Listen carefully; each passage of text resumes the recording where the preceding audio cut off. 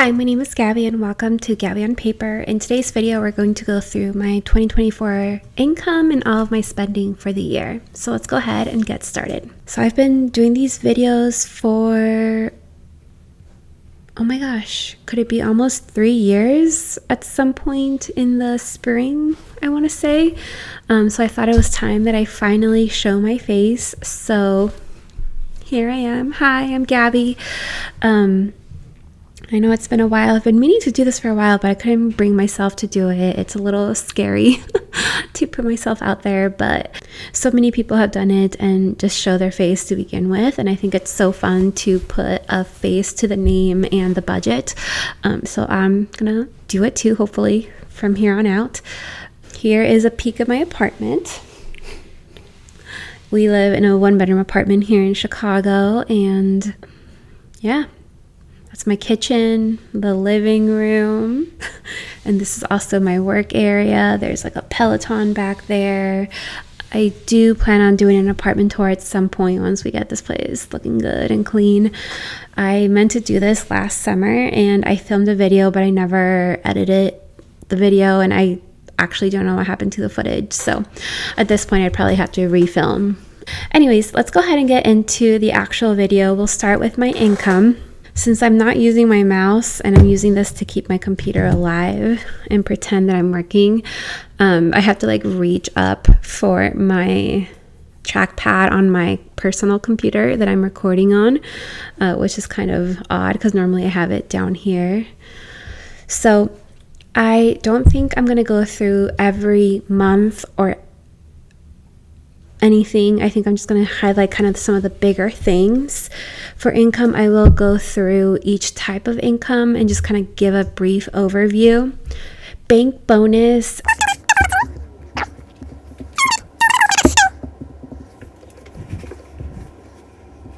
I don't know how that works. The screen, like the picture-in-picture, I'm gonna have to figure that out. But bank bonus is like turning, I guess. I open different bank accounts, and once I hit like the deposit minimums, I get a bonus. And I've done this for years. I took it more seriously this year than other years because I am trying to fund a solo trip using these bank bonuses.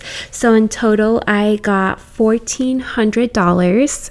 You can see that over here on the right in the total column.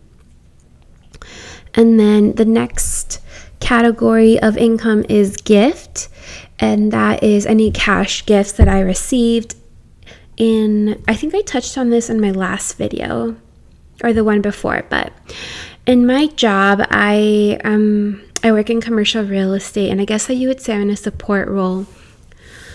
And some of the people on my team are very like high income earners. I do a lot of work for them, and a lot of times they give you cash at the end of the year as a thank you for the work that you've done. It's not related to the company in any way, that it doesn't count as my bonus or anything. And so last year in January, I got one of those as a Christmas or holiday gift. It just came in January because he forgot. I mean, I didn't remind him or anything. I just got the Zelle in January. He just sent it to me and it was a nice surprise. And then I got $1,500 in December. So for a total this year, this calendar year, I got $2,000 in 2024. The next category is interest, and this would be mostly from my high yield savings account interest, just for having money sitting in my Marcus account. I got a total of $12,501, which is a ton of money if you think about it. The reason there's no money in April is because of the way I was tracking the money each month.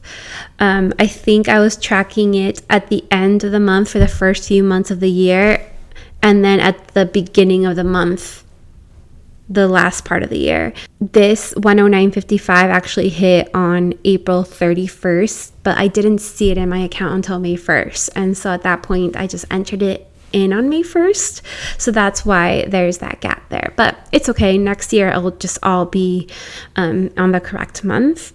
But That is the correct amount though. There's no month missing. I went to go double check, see if I could adjust it, but I didn't want to go through and mess with my balances all year. Job, this would be my full-time job. I've been at this job for going on 2.5 years in like a month or two. It's coming up. I don't know. And this is my net income after, taxes, 401k, HSA, my unlimited train pass is deducted from this. And then I have those random insurances that come out like, I don't know, like the group accident insurance, things like that. So that is my net income. I got $59,282.30. I am paid bi-weekly, so there's 2 months a year that I got 3 paychecks a month, and that was August and March. And then in March, I also received my yearly bonus from the company. And in March, my yearly bonus, I believe, was about $13,000 after all of my taxes were taken out and then my 401k deductions. I increased it for my bonus just to make sure that I had a good amount going in there. So obviously March was a very, very high income month. If only every month I could make $19,500, but definitely not the norm for me. I know that's the norm for some people, but wish it was for me too. For miscellaneous income, I have a total of $622.26, and I did make notes of what these were. $163.50 in March, and this was, let's see here. My boyfriend's company did a gym, lifestyle reimbursement, and we paid our gym, and so he split that with me to be nice. I got a work reimbursement in May, and then I sold my golf clubs using eBay in June. In November, I did a random one-day job for one of the people I support on the side. He sent me $100 via Zelle for that, so that's what that was. I did have to reconcile and do an adjustment twice last year. I really don't know what happened because those amounts are pretty high. I literally went through every single transaction. I could not find the difference for either of them. So I had to do it. I didn't want to deal with this anymore. So it was $56.39 in January as an income, an inflow, and then $20.56 took away. It was a credit, not a credit, a debit. Anything, I guess I forgot to mention this. This is the income versus expense report from YNAB. I just kind of redid it to make it make sense to me. And the top of each section, that is what my YNAB categories are. And then the category groups, I should say. And then the categories are over here on the left. And then the bottom is the totals for each month. Anything in bold would be kind of the opposite to what that section is. So this is all inflow. So this is a debit, an outflow. And then anything in bold here. So as an example, this is all money being spent. So the bold would be an inflow. It's money that came into it. So it's credits from my American Express that I sent to this category. Yeah. If that makes sense. It makes sense to me, and that's why I did it that way. The income versus expenses report on YNAB has little minus signs for each category, and I don't like seeing so many of those on the report, which is why I went through and removed them all. Those are the only changes I made. I just made it so it made sense to me, and then I keep it in my 2024 money Google Sheets. And then I also had a tax refund. I want to say the $48 one was my federal refund and the $132 was my state refund. But I can't say for sure. I didn't differentiate between the two when I added it into my budget. All in all, I had a total net income of $64,735.40. The average per month was $5,394.62, which is really high for me considering that my paychecks are, one is less than $1,700 and one is just more than $1,700. So I'm looking at about $3,400 a month on average from my biweekly paychecks. But my average monthly income with all those extras and my bonus is almost $2,000 more than that. I know my bonus did a lot of the heavy lifting for that. It's just interesting to see. I'm doing something different with my bonus this year. I'm excited when the time comes to deal with that because it's definitely going to be a different approach. For saving and investing, I only have my Roth IRA category as a spending category because that's the way that YNAB sees it. Sees it as a spending because the money came out of this budget. It was transferred to my tracking account. I didn't actually spend this money. It's sitting in my Roth IRA. It's invested. It's working for me and it's doing okay, I think. The first month I invested the $584. Second month I did $584, and then in March I maxed out my Roth IRA, contributing the full $7,000. I decided to max it out. It was my goal to max this out as early as possible. Originally I was going to do dollar cost averaging and just do it over the 12 months, but then I decided I didn't want to do that and just dumped it all at once. And this year, I'm going to do the same thing. I'm going to max it out as early as possible and then just move on with my life. And I think that's the approach I'm going to take from here on out. And then the next category is bills. And these are like my fixed bills. The first one is the gym. We belong to like I would say it's a fancy gym. It's called East Bank Club. $207.50 is my half of our couples membership. In May, we did have to pay for half of our initiation fee. The first half was paid when we joined the gym, the second half 6 months in. So that was my half of the second half. For whatever reason, they didn't charge us in June, so we didn't have to pay that then. And then everything else has been the same. In total, we spent just under $2,500 of just like the gym dues. That's it. It doesn't count like tennis or any extras that we would have like paid at the gym. Then we have my cell phone bill. It's pretty standard. Sometimes it fluctuates by a few cents here and there. I did get a new phone in September, and then I hadn't traded in my phone yet because I didn't receive the box. It was this whole ordeal. So in October, I was charged for the full amount. But then in November, I was given 2 credits to make up for the fact that I wasn't credited in October. So then in December, it just went back to normal. $93.16 is approximately what I can expect my phone bill to be. All in all, I spend $1,039.55 on my phone bill. ComEd is the electricity bill, and that's pretty standard. We're on a budget plan, so it's the same every month. And this is my half of the bill. I split it with my boyfriend. So 48 went up to $50 for my half, so he pays the same.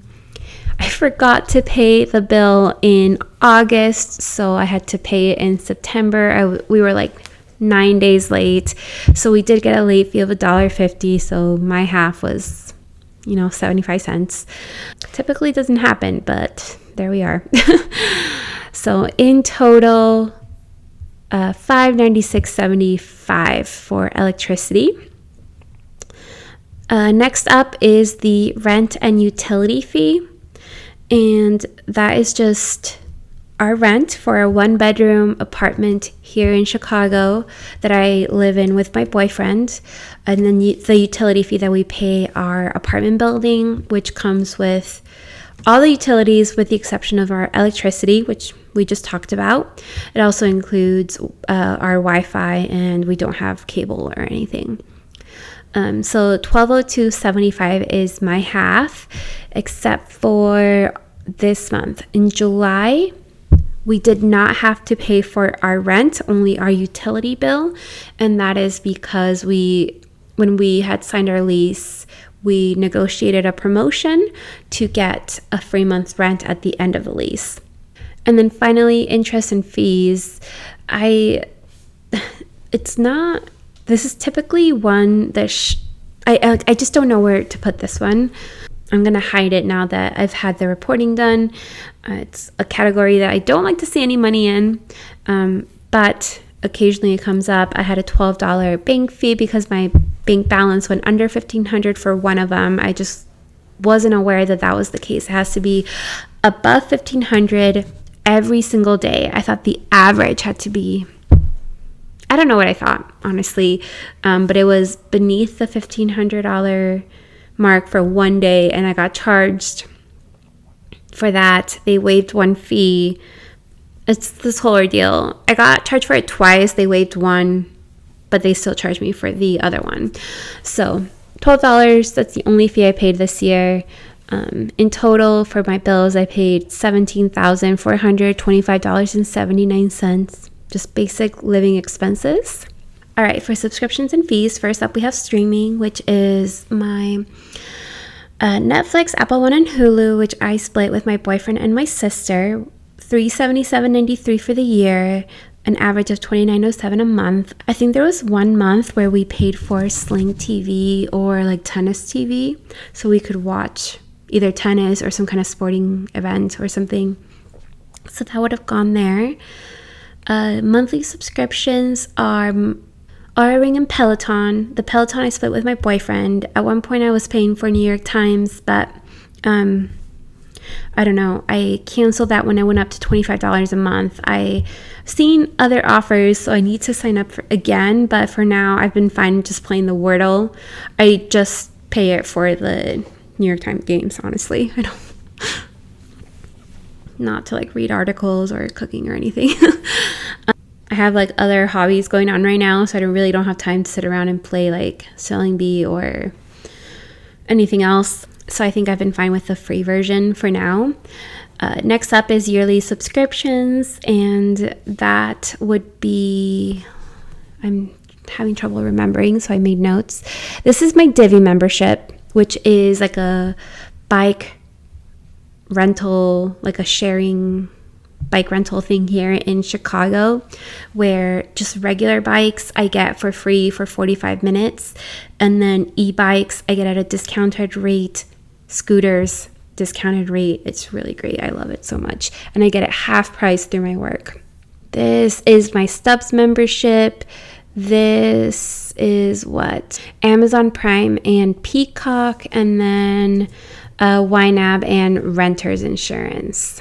Sorry, it's gonna take some getting used to this like picture-in-picture thing. But for my yearly subscriptions, I paid $250.29 for everything for the full year, an average of $20.86 a month.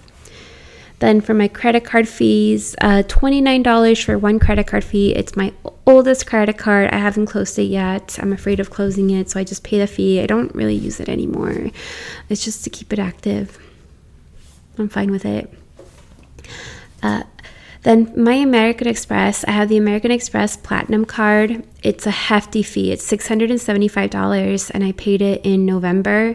I considered canceling it this year, but ultimately decided to keep it because I want access to lounges and stuff. But I do make sure that I get enough out of it to make the fee worth it, even without the lounges, in case I'm not traveling much. So between the entertainment credits, the Saks credits, Uber credits, things like that, I feel like it is worth it to pay the fee. At minimum, like it come out pretty much even, and then the lounges can be, a benefit. It's just like me fronting the money, and then I'm getting benefits like throughout the month. Those credits that you see there in bold are the entertainment credit, which essentially means that like my Hulu, I pay for the Hulu, with my American Express, and then I'm reimbursed for it through American Express, and I'm putting that money into that category to start saving up for my next fee, is what I decided to do in August. I should have started doing that earlier. I didn't think of it. And then $95 for my Sapphire, $95 for my Venture. The Venture card I will cancel before the next fee hits. In total, $18.45 for subscriptions and fees, but obviously a huge part of that is the American Express Platinum card. But like I said, I feel like the benefits are worth it. If I wasn't using them, I wouldn't keep it. It's just like fronting the money that it's like hard, because I do have to take $675 out of my bank account to pay for this fee. All right, next up we have food. For groceries, I spent a total of $2,095.21, an average of $174.60 a month. I know this is not that much. At least it doesn't feel like much to me. I just really don't know how to cook, and I don't have an issue with like eating the same thing like every week, so that's fine with me. Dining out, I spent $1312.84 for the whole year, $109.40 a month on average, but kinda because anytime we ate while traveling, that's not included in there. And then also part of that is the delivery. The delivery is a tracking category for me, and I've mentioned this a few times. The $91.87 that I spent on delivery came from my dining out category. So I signed it all in dining out, and then when we had food delivered, I just covered it with the dining out money and snoozed my dining out category. So I just wanted to see how much money I spent getting food delivered to the apartment. It's usually pizza. It's way more expensive after like fees and tips and everything. And I just don't like how it tastes once it's been like sitting out and we're waiting for things to come to you. So if I'm going to spend that kind of money on food out, on restaurant food, I'd rather go into a restaurant and get it fresh. That's my thinking, and that's why it's so rare for us, less than $100 for the whole year. So, and then another time that I spend money on food that's not included in this dining out is when we have visitors. We do eat out more. Obviously, with Chicago being like a food city, people want to eat out a lot, and I just don't know that it's fair that it comes out of my dining out category, because we try to eat out only once per week, except for when we have visitors, it does tend to be more. And I just don't think it's fair, because we do pretty much stick to that once per week like rule that we have like set for us. Occasionally we'll do it twice if we're feeling a little crazy, But because of that, I put that in the visitor category, because we do it for our visitors, and so that we can be with them and spend time with them or whatever, and so they can enjoy their trip. After that, we have work lunches. I budget $50 a month, but I've only been using, it's because I've been on a fitness journey, weight loss journey, whatever you want to call it. I've only been using $21.11 a month on average. It used to be more, but you can see that the second part of the year, it decreased a lot. In total, $253.28 a month, or for the whole year, which is really not bad. I do try to pack a lunch most days. And then I even have popcorn, those mini bags of popcorn at my desk in my little desk closet thing for days I forget lunch and definitely don't want to eat out, because I try to avoid eating out at work, especially now when it's cold. I just don't want to be outside. And then treats, $315.05, and this is if we go get a croissant, or if I want to get a cupcake or a Slurpee or something. $315.05 for the whole year, $26.25 on average per month. Total for food, I spend $4,068.25 for the year, or $340.02. And I just really don't think that's bad, considering it also counts eating out. I don't do this for travel, but when we have visitors, let's say they're here for a week, I still put that one meal per week that we normally would eat out. I still put that in my dining out category, and just the extra ones I would put in the visitor category. I'm just trying to like kind of be more, a little accurate in my tracking. I don't know what happened in September though.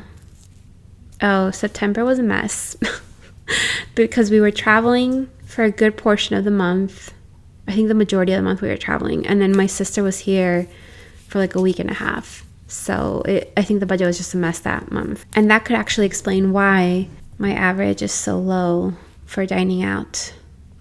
Well, all right, so variable expenses. First up, we have entertainment, $159.36 for the whole year, $13.28 on average.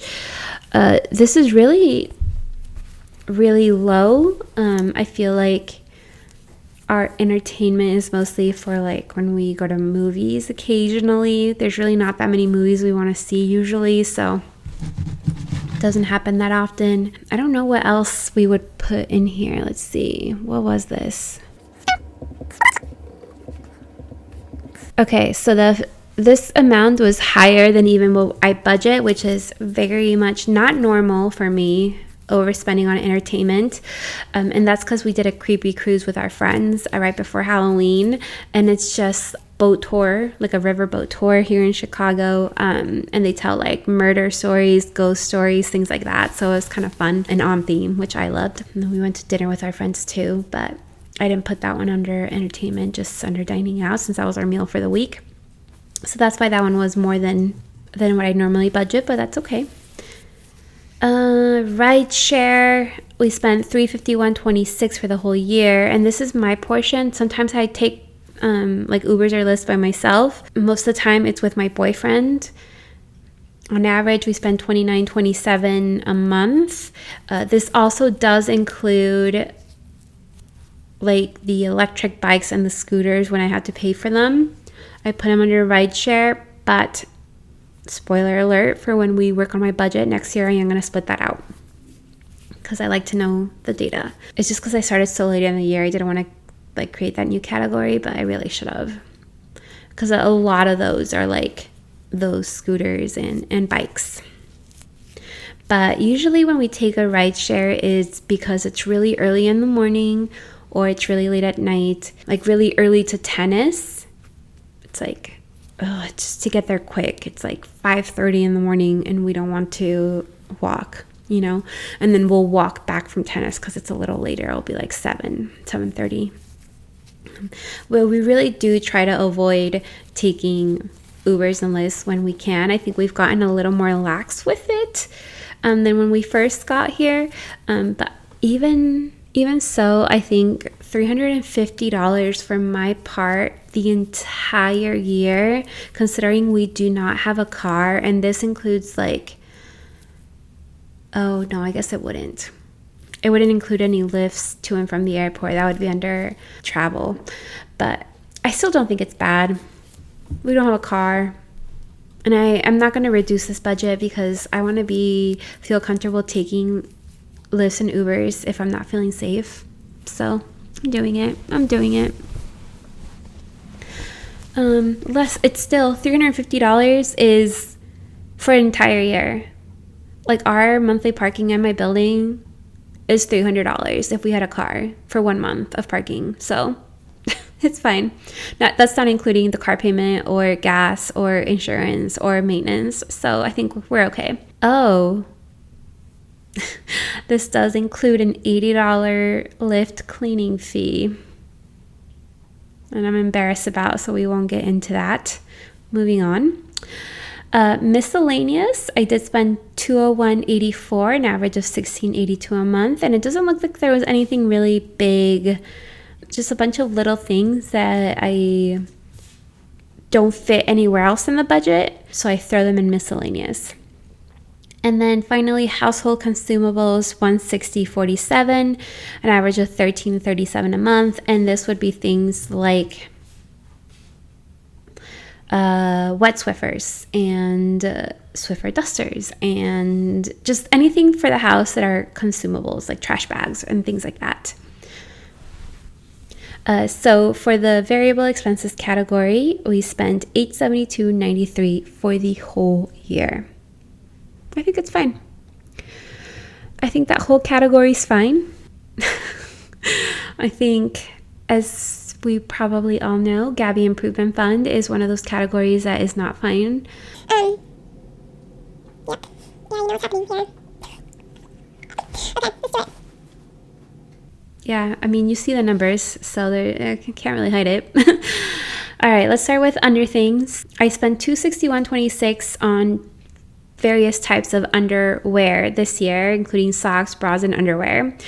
Most of that was for Black Friday. I bought socks, 2 bras, and a bunch of underwear. So now that I'm thinking about it, that's really not that much money considering how much I bought. And most of it was for my underwear because my undies are expensive and I waited until they were a really good deal to buy them.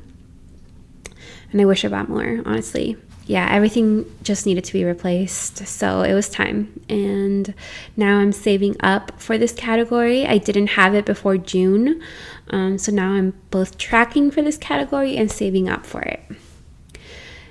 Shopping. Yep. Shopping was and is always a giant problem. So the only good news, I actually have 2 parts that okay, 2 things of good news. 1, I spent less money than I spent last year by I want to say $1,500 or $1,600. So that's really good.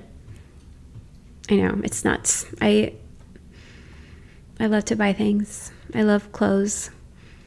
And here I am sitting in an old hoodie that I love so much. And I wear this all the time. But I love clothes and shoes and purses. I don't know. The second thing is that I actually spent about, let me tell you,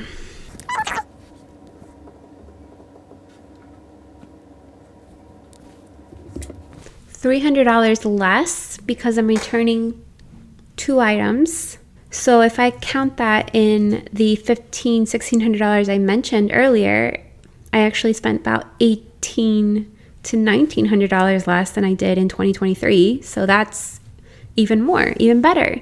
I didn't hit my goal of spending only, I think, $2,900, but it's a huge improvement, which I am so proud of. But this number is still giant. I just don't know how people do it. I think I was watching Val and Cody's video, recap video, and they were saying how much they spent for I'm pretty sure it was them. For a family of 4, how much they spent for the whole year. And I was just like, are you kidding me? What? How? I don't know. I know, it's self-control. I can't say no to myself, and I know I need to change this. One thing for myself is I have lost some weight, and so I have been wanting to buy clothes. And I tried to stop myself because I'm like, what if I'm not done losing weight? I don't know. I kind of justified it that way in November, obviously. But then I did returns. The reason December is bolded is because I returned some of the items that I bought in November. But there will be even more returns in January from that November purchase, shopping spree that I went on. Anyways, so yeah. One of the things that I bought in November was a skirt that I was completely obsessed with. It was a Madewell corduroy mini skirt. It was Madewell and Alexa Chung. So cute. It fit me so nice. I even bought it kind of tight because just everything just fits me so big right now. And I was like, I just want something that fits me tight because I want to feel good, tight. All my jeans fit me big and everything, and so I bought it. And then I haven't been able to wear it because it's been cold, and I tried it on for my sister, and then I was too big. And I was like, I haven't even lost weight. I think my body's been changing because I've been working out a lot, and it's been tightening, even though I haven't been losing weight. recently. I think just like a muscle thing, like fat to muscle situation. So that's been happening, and so my body shape has been changing some, and now the skirt is too big, and it was definitely like $140, and I was completely obsessed with it, and now I'm gonna have to return it. So that's one of the items that's going back this month, unfortunately, but also I guess fortunately, because that will just bring that number down. But I guess it'll go towards 2025 at this point. But anyways, moving on.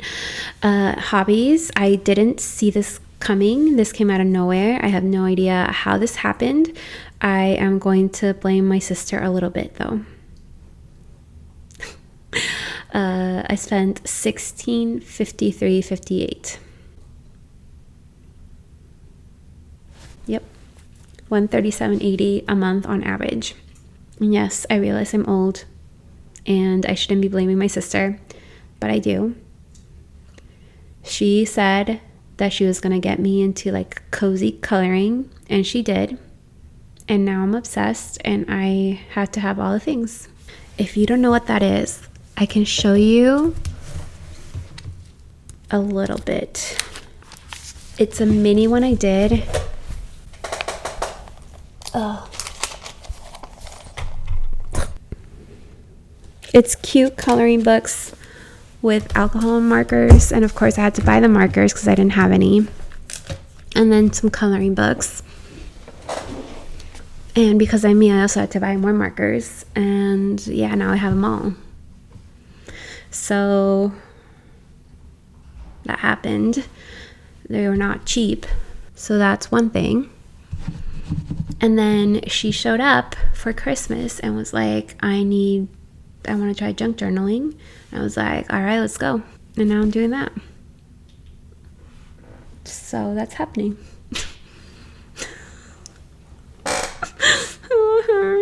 I'm just so very easily influenced. I like so many things. I don't know. I like them. I enjoy things. I like hobbies. All right, moving on. Personal care, $480.70, an average of $40.06 a month. I think this is mostly like shampoo, deodorant. Perfume would go in here, but I typically buy that with my Saks gift cards that I get from my American Express Platinum. If there's a difference, I would put that in here. But I think the bulk of this, like $216 in September, came from a skincare routine. I decided I was finally gonna have a skincare routine, and so my sister, when she came in September, set me up with a skincare routine, and I've been following it for the most part. The morning thing, for sure, every morning. The night one, that's my struggle. But I use all my products, so that's something. Self-care, $356.86. I wish this number was way higher. And this is mostly for like massages and like haircuts, and anything else that I think of would go in here. I only got one massage this year. My intention was to get 4. So eyebrows. I think I would put that here. Although now I'm thinking about it, it should probably go under personal care, but maybe I'll change that in the new year. Yeah, $29.74 an average month. I hope to again go to massages more often this year. We'll see how that goes. Golf, I only spent $13.50 this whole year on golf, and that's probably like driving range stuff. I think I was at our gym doing like golf balls for one of them, and then the driving range golf balls for the other one, the other charge. It's just a hobby that I took up before I found tennis, and I so love tennis over golf. It's much easier living in the city with no car, and I just enjoy it more. And then for tennis, I spent $854.83. I honestly thought this would be way more this year, only $71.24 on average per month, and that is between lessons. I took some group lessons, some like drills at our gym that are like $35 for an hour drill. And then we did take some private lessons, which I absolutely loved, but those have gone up in price, and I haven't done it since then because they're like $140 an hour now. And then mostly court rentals at our gym. which are $50 an hour now.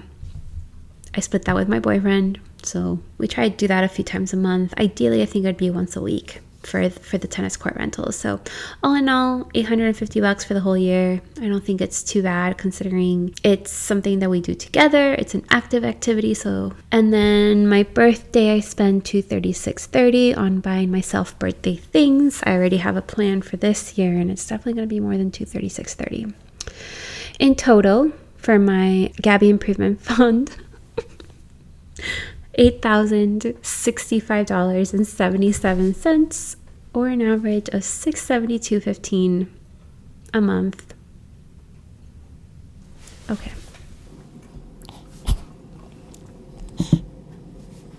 All right, sinking funds. The holding category has like an inflow of 17 cents for the year. I don't know how this happened, so we're gonna move on from that. Medical, $91.86 for the whole year. Probably like prescriptions. I think I had to buy a blood pressure monitor thing because I had to do that, track it for a little while. So that went there. Gifts from my boyfriend, $935.41, an average of $77.95 for the year. And this could be things from like little treats to his birthday gift, anniversary gift, things like that.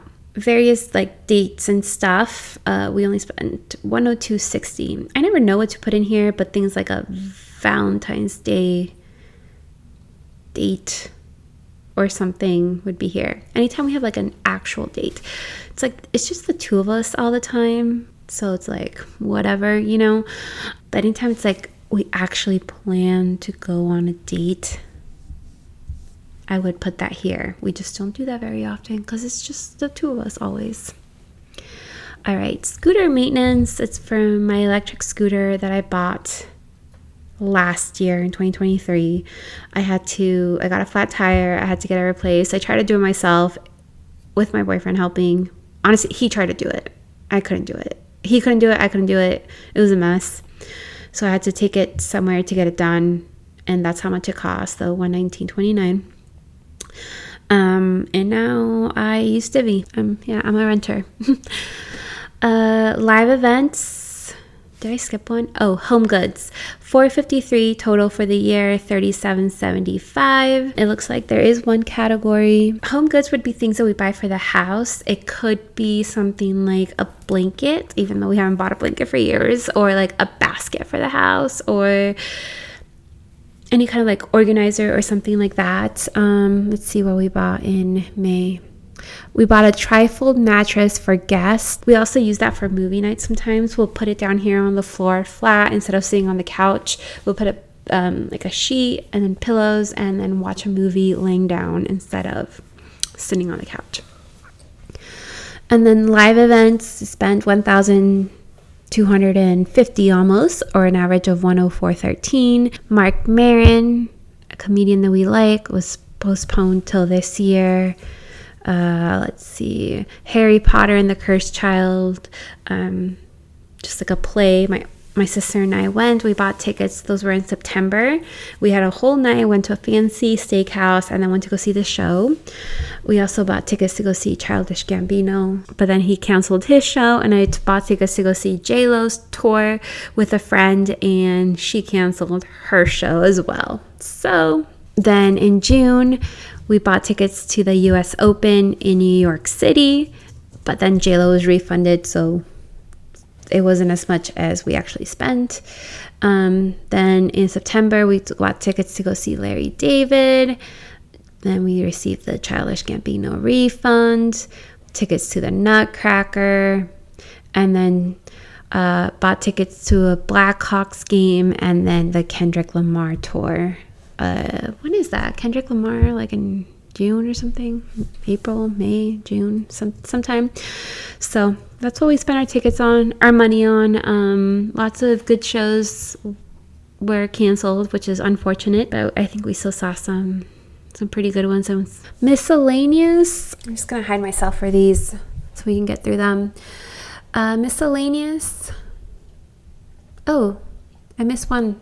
Ali Wong in January. Oh yeah, that was like in March. I remember that. All right, so for miscellaneous, I bought a Kindle case, Wilson backpack, TurboTax prep, a Walla water bottle, and the Creative Curl wand refund. So that's why it wasn't that much money, because I got a refund. It was purchased in 2023, refunded in 2024. And then in April, Baggu pouches and sunglass case, Amazon phone case and sewing kit. Just like random things that I don't know where to put go in this category.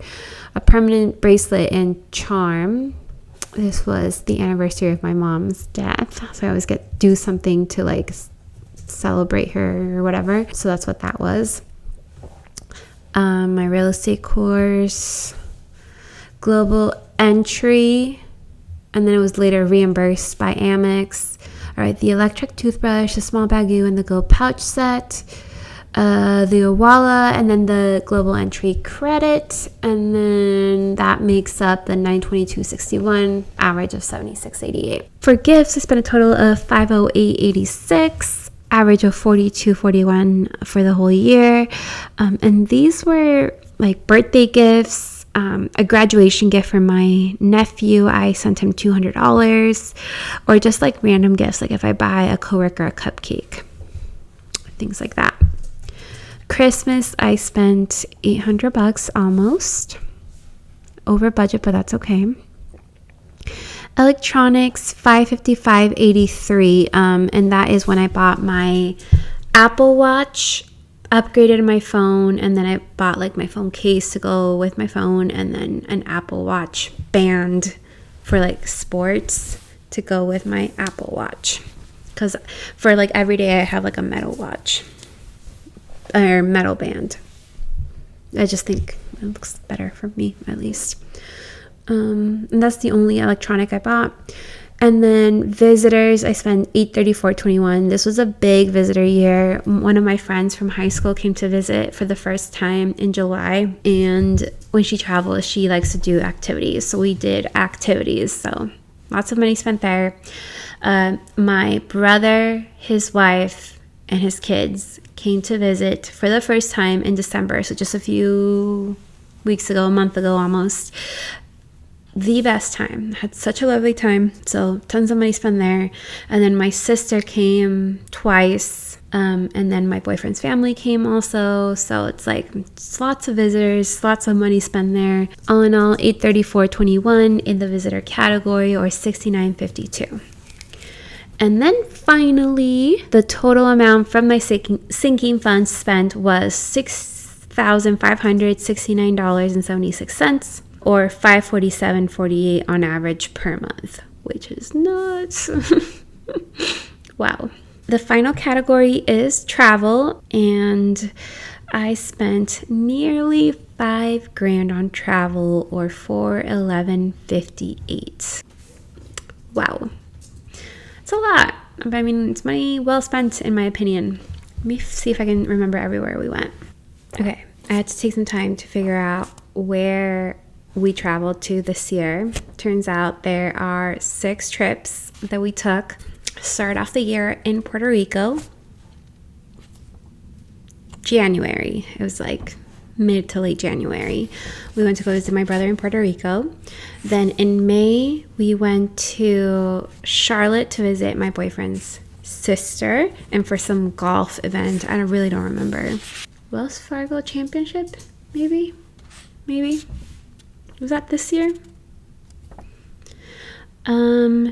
In August, late August, we went to New York for the US Open. That was amazing. Fell in love with New York.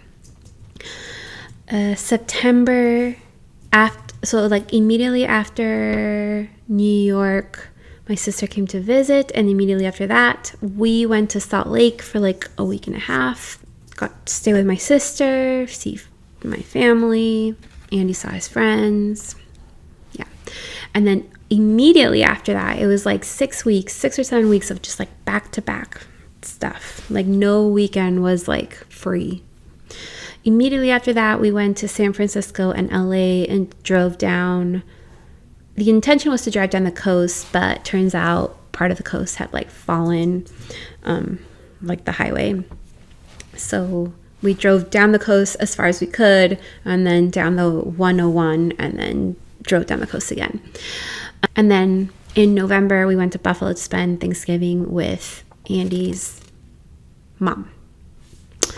So 6 trips and a couple big ones this year. No international trips, but the LA and the New York trip were kind of bigger in terms of how long they were and like financially. The LA trip, we were gone for, I want to say like 9 days. One of the things though that kept I still spent a lot of money, but like not as much as I would have, because we didn't pay for a single night of hotel. We used credit card points for that. And I've decided that I am going to finally put together a video on like churning and just kind of like what we've done, not on like how to, just kind of like what we have done. And probably, even though it's been a while, it's been months now, just kind of put together a video kind of explaining, just going over my budget, or not the budget, the how much we spent in that California trip, so you could see how much we saved or how much we spent outside of the hotels, because we did save a lot of money because we churned and used our points for the hotel.